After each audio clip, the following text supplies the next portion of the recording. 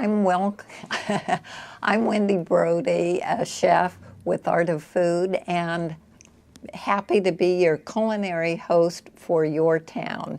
And with me today is a dear friend and fellow woman chef, Chef Arlene Mead. Welcome, Arlene. Thank you, Wendy. It's a pleasure to be here. Now, we go back 10 years, as we were just recalling, and it was terrific. Our friend Margot Baker from Texas originally and relocated. You're from Texas, Yes. Raised in Dallas, and your parents had a home here for a while, and you got to come out growing up here. Absolutely. So anyway, you're no stranger to our part of town, and about 7 years ago you moved out here and are Yes. kind of bi-state living with your kids being in Dallas and grandkids now.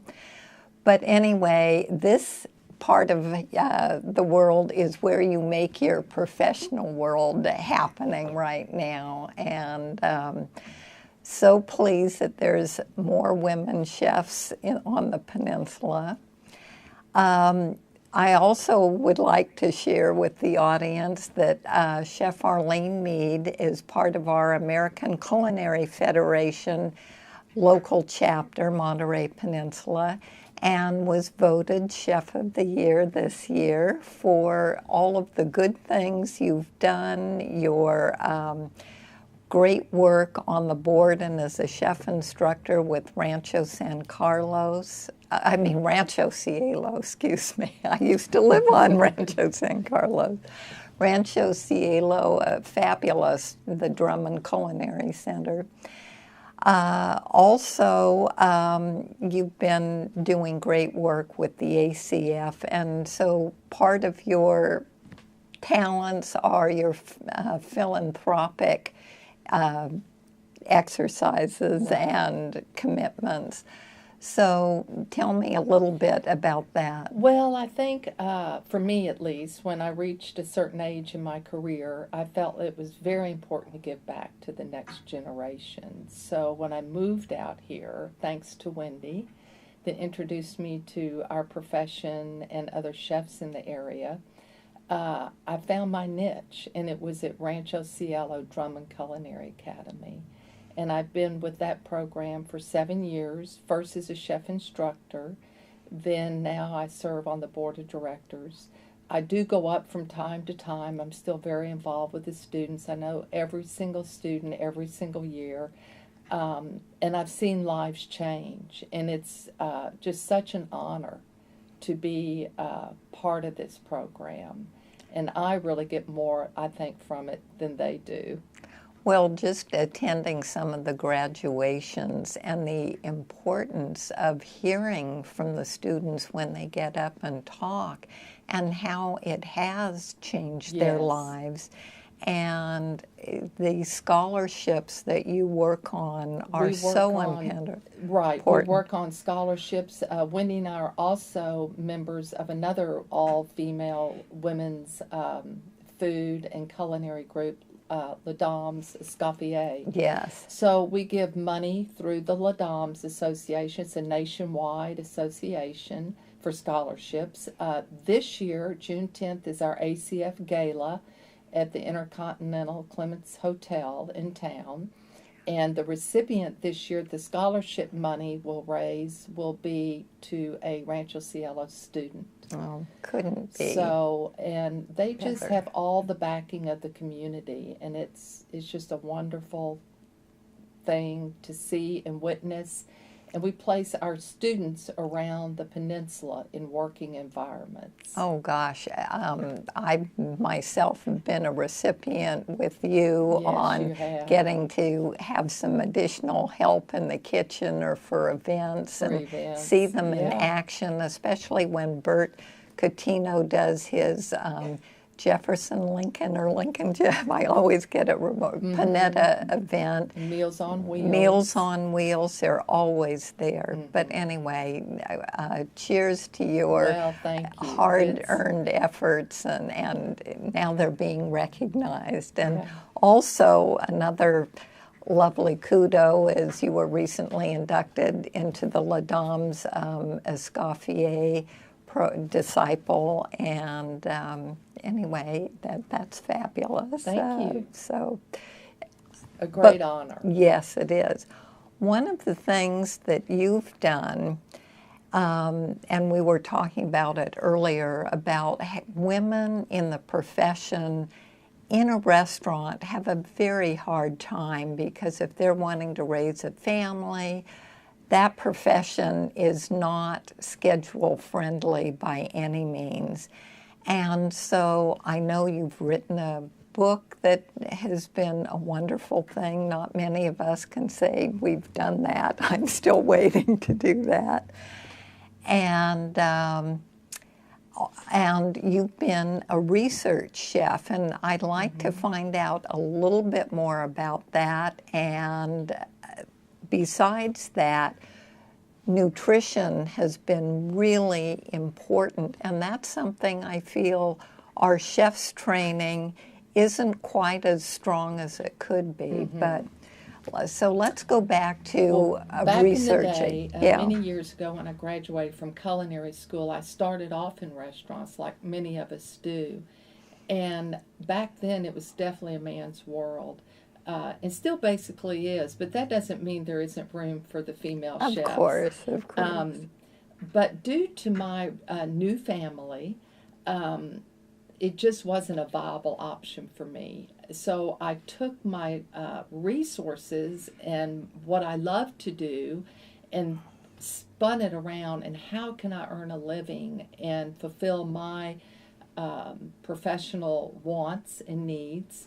And I entered the world of research and development. So I first started working for food companies, and I spent many years with 2 different food companies as their research and development chef, and learned a lot about the science of foods and what they've blended it now. There's a term, it's culinology. Oh, and there I are like degrees that. now Culinology. that are specific to culinology.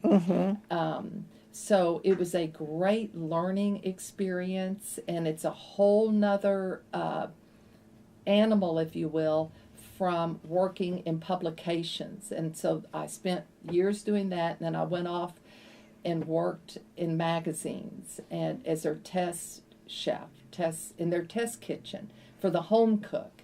And the last one I was with was Cook's Illustrated magazine in Boston. And it was just run much like a kitchen in that we are under deadlines, editorial deadlines. It can get panicky. It can get grabby. Some of the same things that happen in a restaurant kitchen happen in a test kitchen. But it's reasonable hours. It's 9 to 5. Even in the world of research and development with food companies, there's not 1 p.m. and you're off at 3 a.m. with 700 covers. Yes. And they have to all be the same and look the same. Yeah. So it was very rewarding. I love it to this day. And then I still do a dabbling of independent recipe development. So that's been a lot of fun. Now, with our chef backgrounds, we're very used to not working from a recipe unless it's a dessert or a formula type of a dish we're creating. And so for the home cook that really is recipe reliant, what tips do you have if they want to develop their own recipe, their own style, their own recipe? Yes, I look at it more for an inexperienced home cook to have 4 to 6 recipes that she or he feels very comfortable with that, and that they can, with off the top of their head, execute it, it be delicious, and they feed their family. From those 4 or 6, they could easily brainstorm and get creative on different substitutions and think outside a little bit of the box. when I was in the research and development industries, specifically the magazines, the publication, it's very interesting how we go about developing a recipe. Everything has been done in this world, but it's how you go about it to make it successful on try number 10, try number 10,000. And that was the message at Cook's, is that we were assigned different recipes, and we just took them through a whole avenue of testing and retesting and writing to make them successful for the home cook. The main thing I also tell home cooks is you want to feel successful. You don't want to try to tackle something that's so complicated and so intricate, that has so many different levels of cooking techniques that you are not familiar with. You want to feel successful. When you feel successful, you'll want to continue cooking and experimenting and trying. So my recommendation is start small, have 3 or 4 or 5 that you feel comfortable with, and then springboard for there. How could I substitute this ingredient? Maybe I want to take it more into an Asian flair or Caribbean flair or different protein. Good tips, very good. Back to your nutritional interest and background. So many of us don't get that. Can you kind of give us what would be a good day's menu to have, or how would we balance out? Because so many of us chefs or even home cooks have leftovers from parties that we've done, but what do you think is a really good way to eat? I tell people, first and foremost, just eat the rainbows, eat the fruits and vegetables of our rainbow. And if you That's beautiful. If you integrate different fruits and vegetables that are multicolored, then you're pretty much getting the foundation of a healthy diet. You want your plate to look like mostly 80% vegetables and a small protein. Does that always have to be an animal protein? By no means. It can be beans, it can be tofu, it can be another plant-based protein. There's proteins in vegetables, but a bigger protein, meaning more grams per ounce, would be in a meat. But if you could incorporate that's the very basic fundamental, and a wide variety of foods. I loved how Julia's famous line was, moderation in moderation. Yes, yes, in moderation. Yes. And absolutely. But and I mean, eating small amounts several times a day, or save up for a big meal. This is my struggle. I love to have a quiet, unstressed dinner at home where I can relax and have a glass of wine. Yeah. And then I really don't want to sleep on a heavy, end of the day meal. But all of our bodies and our metabolisms and our the way we are obviously so different. So I recommend that everybody eat. Breakfast is your most important meal of the day, and it will sustain your brain power, your go power, all the way through. And sometimes you can just have a protein and a fruit for lunch, like some nuts and a fruit if we're working, and then we can have a meal at 5:30 or 6. I don't recommend eating after 6 o'clock in the evening. Our body needs to be quiet.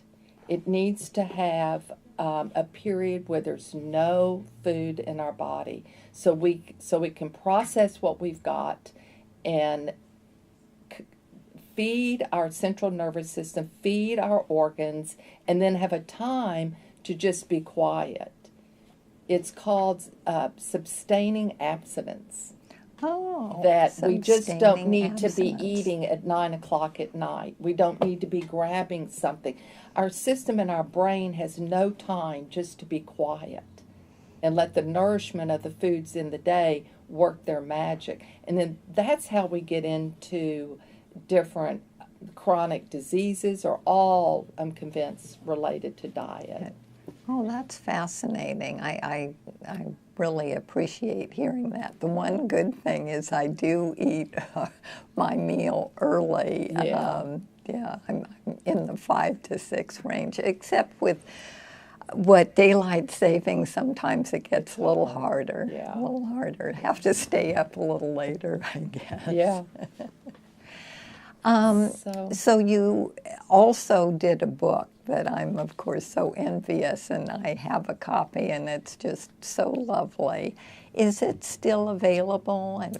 I think no, it's sold out. I guess we could Google Amazon, but I know it's and it's sold kitchen out. bouquet. It's kitchen bouquet, feeling at home in the kitchen. Oh, you did such a beautiful job. Thank you. I wrote the book really as a teaching aid.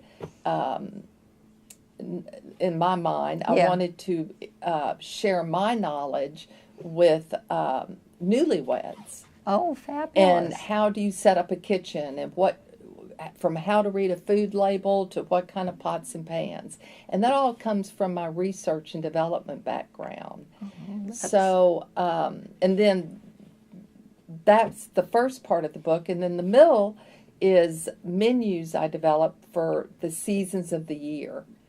And then the last part are recipes for 2. It's been interesting, the population I targeted for the writing of the book, I had retired school teachers and retired people that found it interesting that didn't really have the time of day before to cook and wanted to sort of get back in it. Well, I remember back in the day, because I am a cookbook collector like yourself. I love them. But it was called the Settlement Cookbook, and it was, I guess, for newlyweds back then, and that was one of my mother's first cookbooks. But I hope maybe it gets reprinted, because really it was a beautiful book, and well, still I is have other current today. ideas I'm off to the races with a little bit. Oh, good. Well, can you share any hints or keep it private till they're produced? Well, with my love of nutrition and my love of youth, but nutrition and, we'll just see. Well, Arlene, thank you so much for being a it's guest my today. pleasure. Thank you Always. for joining us on YourTown. I'm Wendy Brodie and Chef Arlene Mead.